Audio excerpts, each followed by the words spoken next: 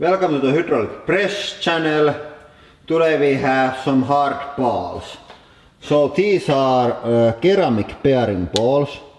They are twice as hard as steel balls, and they have also a bit better compressive strength or something like that. I'm not sure what is the right term there. And then we have these marble balls also.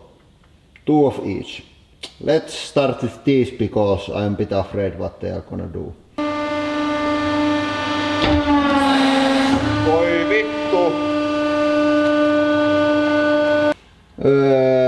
I think this ball is extremely hard because I use just way more power than with the steel one, and it just did like hole for itself to our hardened tools.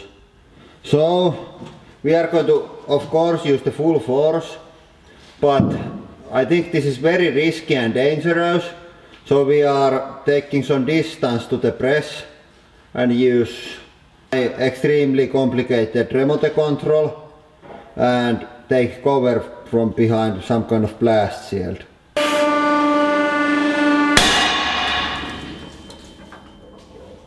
What the fuck?